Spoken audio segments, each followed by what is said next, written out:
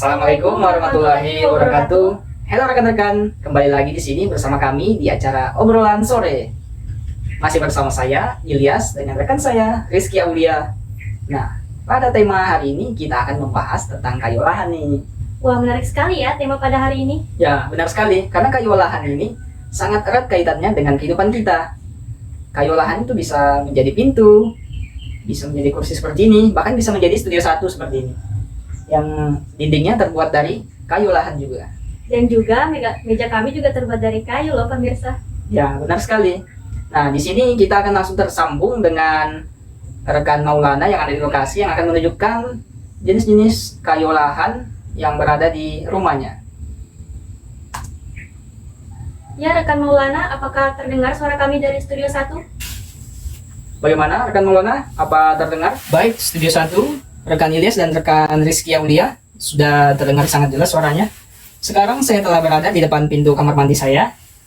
Pintunya sangat kokoh, sangat keras, karena kayu pintu ini diambil dari bagian teras kayu. Jadi bagian teras kayu itu bagian yang sudah matang. Jadi bagian kayu yang sudah tua, sehingga siap untuk dibikin pintu yang sekeras ini.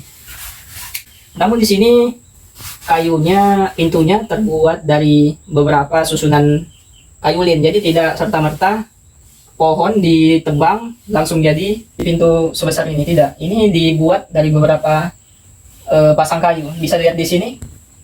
Di sini ada garisnya ini, pertemuan celah. Di sini juga ada. Di sini juga ada.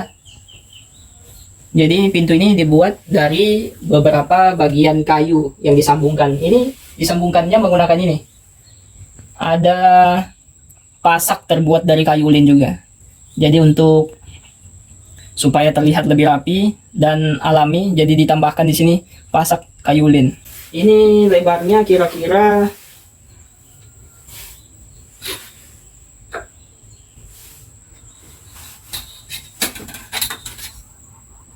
sekitar 70 cm. Mungkin saja ditemukan di alam dengan diameter sebesar itu, tetapi mungkin umurnya sudah ratusan tahun. Maka dari itu pintu ini disusun dari beberapa kayu lin sehingga jadi lebar. Sementara itu ketebalannya sendiri bisa kita lihat di sini. Ketebalannya itu kurang lebih 3,5 cm dengan urat-urat kayunya lurus mengarah ke bawah. Ini bisa dilihat juga di sini. Ini urat kayunya lurus arah ke bawah ini. Namun yang perlu diperhatikan dari pintu ini, karena letaknya berada di kamar mandi, yaitu kamar mandi sudah kita tahu, mungkin bolak-balik ke kamar mandi itu bisa 3-5 kali. Jadi otomatis pintu ini sering dibuka dan ditutup dan terkena air. Jadi di bawah ini contohnya seperti ini. Nah, terlihat jelas di sini pintunya, bisa dikasih dekat. Nah, terlihat jelas sekali di sini pintunya terkena jamur. Ini sehingga menyebabkan pelapukan pada kayu. Walaupun kayunya sudah kokoh, sudah keras, tapi jika sudah terserang jamur, maka dia akan keropos tuh, bolong. Harus segera diganti karena bahaya, ini bisa diintip di sini. Ada lubang-lubang. Nah, seperti ini. Hal ini bisa terjadi karena pintu ini selalu terkena air di bagian bawah sini. Kalau di bagian atas ini kan jarang terkena air.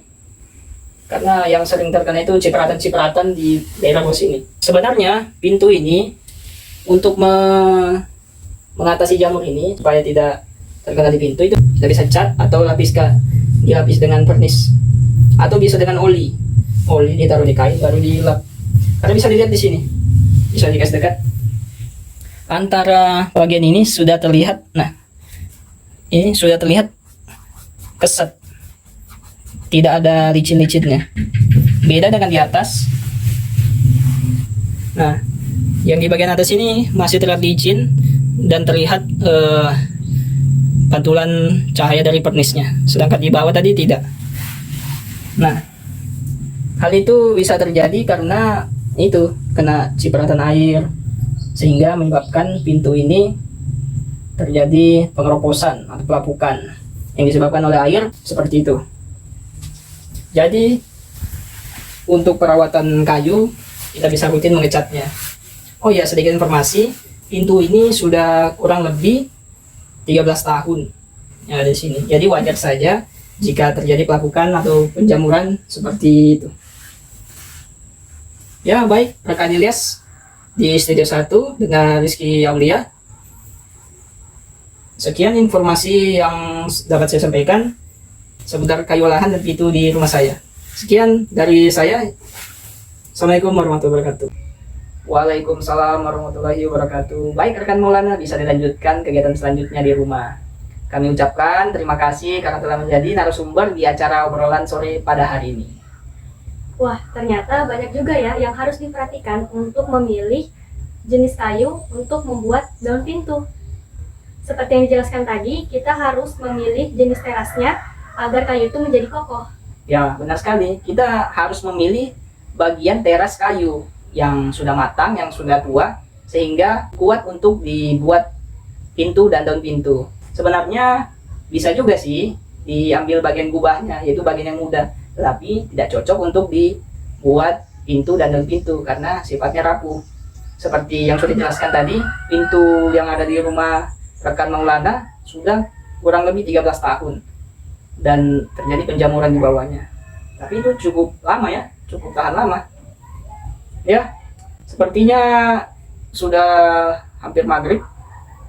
Jadi acara akan kita sudahi dan akan berlanjut di acara obrolan malam.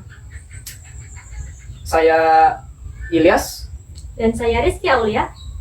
pamit undur diri dari acara obrolan sore. Selamat jumpa lagi di acara obrolan sore esok hari.